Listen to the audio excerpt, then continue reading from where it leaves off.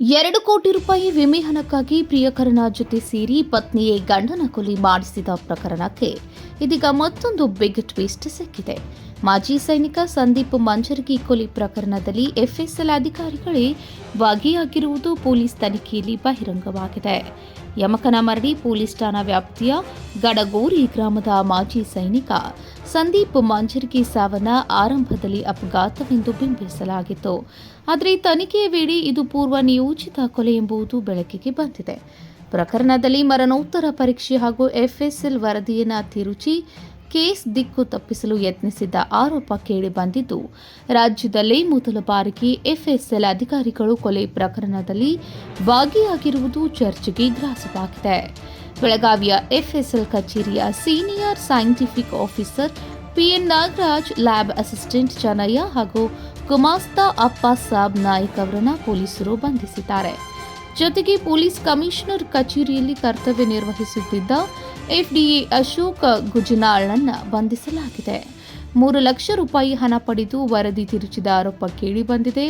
ಆರೋಪಿ ಸುಮಾಳಿಂದ ಹಣ ಹಂಚಿಕೆ ನಡೆದಿದ್ದು, ಎಫ್ಡಿಎ ಅಶೋಕ್ ಮೂಲಕ ಎಫ್ಎಸ್ಎಲ್ ಅಧಿಕಾರಿಗಳ ಸಂಪರ್ಕ ಸಾಧಿಸಲಾಗಿತ್ತು ಎಂದು ತನಿಖೆಯಲ್ಲಿ ತಿಳಿದು ಬಂದಿದೆ.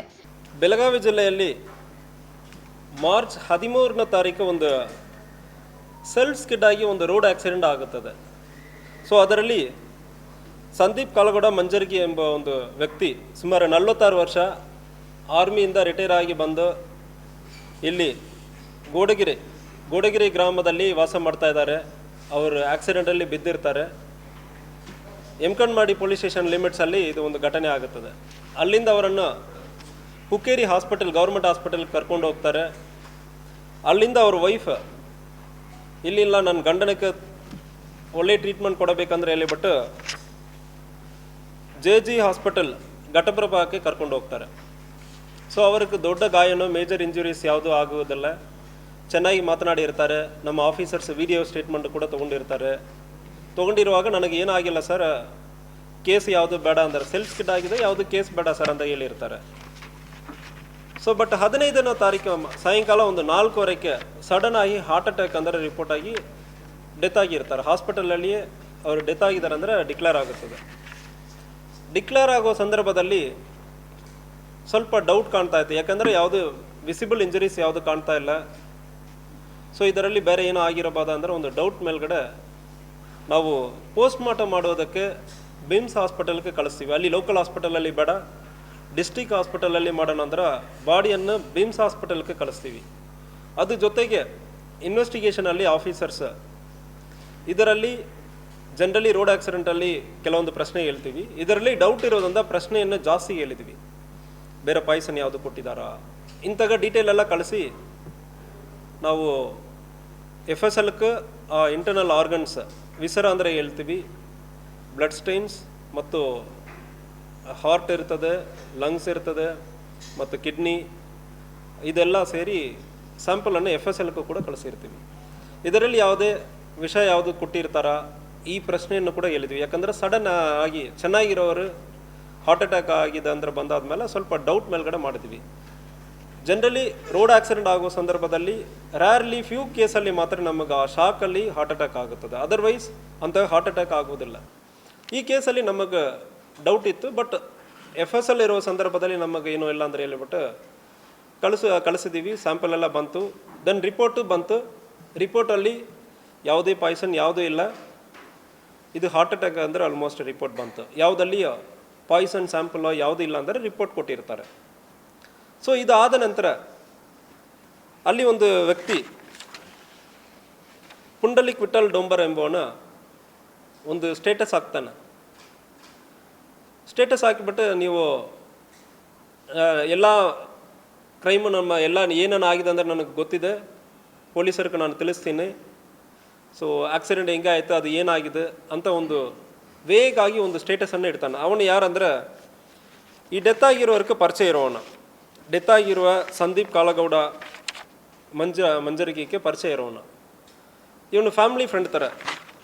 ಅವನಾಗಿ ನಂತರ ಅವನನ್ನು ಕರ್ಕೊಂಡು ಬಂದು ವಿಚಾರಣೆ ಮಾಡೋ ಸಂದರ್ಭದಲ್ಲಿ ಇದರಲ್ಲಿ ಒಂದು ದೊಡ್ಡ ಕ್ರೈಮ್ ಮತ್ತು ಇದರಲ್ಲಿ ಭಾಳಷ್ಟು ಮಂದಿ ಇನ್ವಾಲ್ವ್ ಆಗಿರೋದು ಕಂಡು ಬಂದಿರ್ತದೆ. ಈ ಕ್ರೈಮ್ ಫಸ್ಟ್ ಆಫ್ ಆಲ್ ಯಾಕೆ ಆಗಿದೆ ಅಂದರೆ, ಇವನು ಪುಂಡಲಿಕ್ ವಿಠಲ್ ಡೊಂಬರ್ ಇವನಿಗೊಂದು 25 ವರ್ಷ. ಇವನು ಇನಿಷಿಯಲಿ ಒಂದು ಪಾವ್ ಬಜಿ ವಡಾಪಾವ್ ಇದೆಲ್ಲ ಮಾಡ್ಕೊಂಡು ಇರ್ತಾನೆ. ಆವಾಗ ಈ ರಿಟೈರ್ಡ್ ಆರ್ಮಿ ಪರ್ಸನ್, ಈಗ ಈ ಕೇಸಲ್ಲಿ ಯಾರು ಡೆತ್ ಆಗಿದ್ದಾರೋ ಅವರು ಬಂದ್ಬಿಟ್ಟು ಇವನ ಜೊತೆ ಪರಿಚಯ ಮಾಡಿಕೊಂಡು ಸ್ನ್ಯಾಕ್ಸ್ ತಿಂತಾ ಇರುವ ಸಂದರ್ಭದಲ್ಲಿ ಇಬ್ಬರು ಸೇರಿ ನಾವು ಒಂದು ಹೋಟೆಲ್ ಥರ ಸ್ಟಾರ್ಟ್ ಮಾಡೋಣ ಅಂದರೆ ಹೇಳೋ ಸಂದರ್ಭದಲ್ಲಿ ಇಬ್ಬರು ಸೇರಿ ಹಿಡ್ಕಲ್ ಡ್ಯಾಮ್ ಹತ್ರ ಒಂದು ಸಣ್ಣದಾಗಿ ಟೀ ಅಂಗಡಿ ಮತ್ತು ಪೆಟ್ಟಿ ಶಾಪ್ ಥರ ಇಟ್ಕೊಂಡು ಇಬ್ಬರು ಮಾಡ್ತಾರೆ. ಆ ಸಂದರ್ಭದಲ್ಲಿ ಮೃತಪಟ್ಟಿರೋರ ಹೆಂಡತಿ ಸುಮಾ ಮಂಜರ್ಗಿ, ಇವ್ರಿಗೊಂದು 36 ವರ್ಷ, ಅವರಿಗೂ ಇವನಿಗೂ ಪರಿಚಯ ಆಗುತ್ತದೆ. ಇದು ಒಂದು 3-4 ವರ್ಷ ಹಿಂದೆಯಿಂದ ಇದು ನಡೀತಾ ಇದೆ. ಇವರು 2023 ಡಿಸೆಂಬರಲ್ಲಿ ಆಲ್ಮೋಸ್ಟ್ ರಿಟೈರ್ ಆಗಿ ಬರ್ತಾರೆ. 2024, 25, 26, ಸೊ 2.5 ವರ್ಷದಿಂದ ಸುಮಾರು ಇವರಿಗೆ ಈ ಪರಿಚಯ ಉಂಟಾಗಿರ್ತದೆ. ಅವಾಗಿಂದ ಈ ಲೇಡಿಗೆ ಪರಿಚಯ ಆಗಿರ್ತದೆ. ಇಬ್ಬರು ಸೇರಿಕೊಂಡು ಇನ್ಶೂರೆನ್ಸ್ ಮಾಡ್ತಾರೆ. ಮೃತಪಟ್ಟಿರೋರ ಮೇಲ್ಗಡೆ ಇನ್ಶೂರೆನ್ಸ್ ಮಾಡ್ತಾರೆ. SBIಯಲ್ಲಿ ಒಂದು ಇನ್ಶೂರೆನ್ಸ್ ಮತ್ತು HDFCಯಲ್ಲಿ 2 ಇನ್ಶೂರೆನ್ಸ್. ಇನ್ಶೂರೆನ್ಸ್ ಒಟ್ಟು ಅಮೌಂಟ್ ಸುಮಾರು 2 ಕೋಟಿ. ಆಕ್ಸಿಡೆಂಟಲ್ಲಿ ಡೆತ್ ಆಗುವ ಸಂದರ್ಭದಲ್ಲಿ 2 ಕೋಟಿ ಸಿಗ್ತದೆ. ಈ ಇನ್ಶೂರೆನ್ಸ್ ಯಾವ ರೀತಿಯಲ್ಲಿ ಅಂದರೆ ವರ್ಷಕ್ಕೆ ಒಂದು 4 ವರ್ಷ 5 ವರ್ಷಕ್ಕೆ, ಒಂದಲ್ಲಿ SBIಯಲ್ಲಿ ವರ್ಷಕ್ಕೆ 5 ಲಕ್ಷ ಕಟ್ಟೋದು. ಆಫ್ಟರ್ 5 ವರ್ಷ ಕಟ್ಟಬೇಕು. 6ನೇ ವರ್ಷ ಬಿಟ್ಟಾದ್ಮೇಲೆ ನೆಕ್ಸ್ಟ್ 7ನೇ ವರ್ಷದಿಂದ ರಿಟರ್ನ್ ಬರ್ತದೆ. ಒಂದು ವೇಳೆ ಈ ಮಧ್ಯದಲ್ಲಿ ಡೆತ್ ಆಗೋ ಸಂದರ್ಭದಲ್ಲಿ ಆಕ್ಸಿಡೆಂಟಲ್ ಕವರೇಜ್ ಸಿಗ್ತದೆ. ಇದೇ ರೀತಿಯಲ್ಲಿ HDFCಯಲ್ಲಿ ಒಂದು 2 ಇನ್ಶೂರೆನ್ಸ್. 1.6 ಲ್ಯಾಕ್ ಪ್ರತಿ ವರ್ಷ ಕಟ್ಟೋದು, ಒಂದು 5-6 ವರ್ಷ ಕಟ್ಟೋದು. ಅದಾದಮೇಲೆ ಬೆನಿಫಿಟ್ ಬರ್ತದೆ. ಮಧ್ಯದಲ್ಲಿ ಆಕ್ಸಿಡೆಂಟ್ ಆಗೋ ಸಂದರ್ಭದಲ್ಲಿ ಅದಕ್ಕೆ ದುಡ್ಡು ಭಾಳಷ್ಟು ಬರ್ತದೆ. ಇನ್ನೊಂದು HDFCಯಲ್ಲಿ 1 ಲಕ್ಷ. ಇದೇ ರೀತಿಯಲ್ಲಿ 3 ಇನ್ಶೂರೆನ್ಸ್ ಪ್ಯಾಕೇಜ್, SBIಯಲ್ಲಿ 1, HDFCಯಲ್ಲಿ 2. ಒಟ್ಟು ಸುಮಾರು ಆಕ್ಸಿಡೆಂಟಲ್ ಇನ್ಶೂರೆನ್ಸ್ ಕವರೇಜು ಒಂದು 2 ಕೋಟಿ ಬರ್ತದೆ. ಆಕ್ಸಿಡೆಂಟಲ್ಲಿ ಇವರು ಡೆತ್ ಆಗೋ ಸಂದರ್ಭದಲ್ಲಿ 2 ಕೋಟಿ ಬರ್ತದೆ ಅಂದರೆ ಪ್ಲ್ಯಾನ್ ಮಾಡಿಕೊಂಡು ಇನ್ಶೂರೆನ್ಸನ್ನು ಇವರು ತಯಾರಿ ಮಾಡಿರ್ತಾರೆ. ಸೊ ಇದರಲ್ಲಿ ಇನ್ನೊಂದು ವಿಚಾರಣೆ ನಡೀತಾ ಇದೆ. ಇನ್ಶೂರೆನ್ಸ್ ಮೃತಪಟ್ಟಿರೋರ್ಗೂ ಗೊತ್ತಿಲ್ಲದೆ ಮಾಡಿರೋದಾಗಿ ಒಂದು ತಿಳಿದು ಬರ್ತಾ ಇದೆ. ಗೊತ್ತಿತ್ತು ಅವರೇ ಮಾಡಿದ್ದಾರೆ ಅಂದರೆ ಒಂದು ಸ್ಟೇಟ್ಮೆಂಟ್, ಕಾಂಟ್ರಡಿಕ್ಟರಿ ಸ್ಟೇಟ್ಮೆಂಟ್ ನಮಗೆ ಬಂದಿದೆ.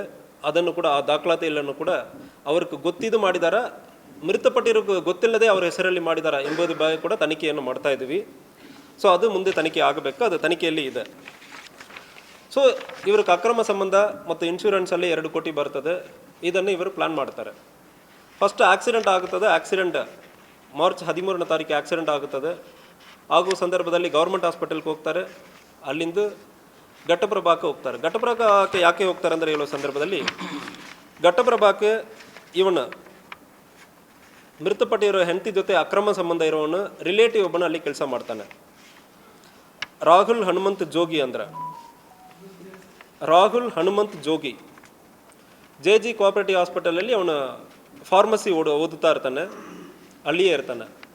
ಗೌರ್ಮೆಂಟ್ ಹಾಸ್ಪಿಟಲಿಂದ ಯಾವುದೇ ಗಾಯ ಇಲ್ಲದೆ ಇರೋನನ್ನು ಘಟಪ್ರಭಾ ಹಾಸ್ಪಿಟಲ್ಗೆ ಕರ್ಕೊಂಡು ಹೋಗ್ತಾರೆ. ಕರ್ಕೊಂಡೋಗಿ ಜನರಲ್ ವಾರ್ಡ್ಗೆ ಹಾಕಲ್ಲ, ಸ್ಪೆಷಲ್ ರೂಮ್ ತೊಗೊಳ್ತಾರೆ. ಸ್ಪೆಷಲ್ ರೂಮಲ್ಲಿ ಅಡ್ಮಿಟ್ ಮಾಡ್ತಾರೆ.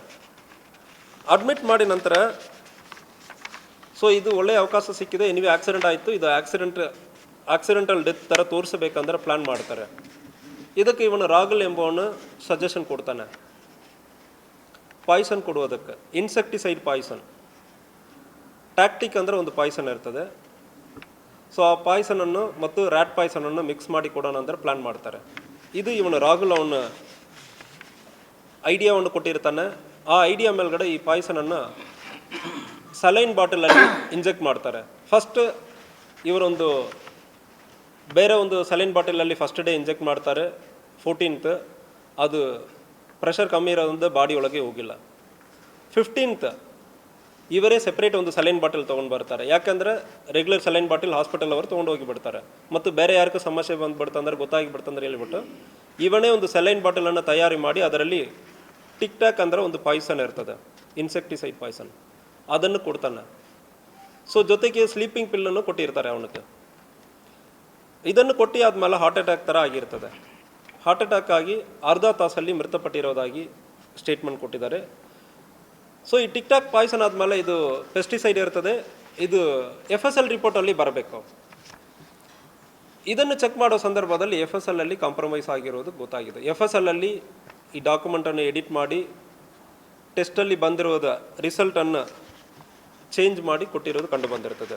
ಪ್ರಕರಣದಲ್ಲಿ ಇದುವರೆಗೆ ಪತ್ನಿ ಸುಮಾ, ಆಕೆಯ ಪ್ರಿಯಕರ ಪುಂಡಲಿಕ, ಸ್ನೇಹಿತ ಸಚಿನ್ ಸೇರಿದಂತೆ ಒಟ್ಟು 9 ಆರೋಪಿಗಳನ್ನು ಬಂಧಿಸಿ ಪೊಲೀಸರು ತನಿಖೆ ಮುಂದುವರೆಸಿದ್ದಾರೆ. ಕ್ಯಾಮರಾ ಪರ್ಸನ್ ವಿನೋದ್ ಕುಲ್ಕಾರ್ ಜೊತೆ Rajashekhar Hiremath, KMM news, Belagavi.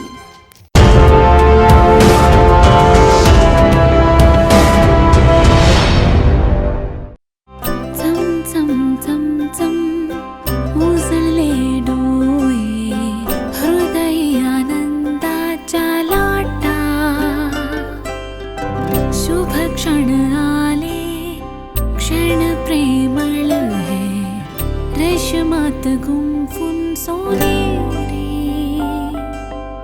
BS Channabasappa and Sons, The Textile Mall, Tilakwadi, Belagavi.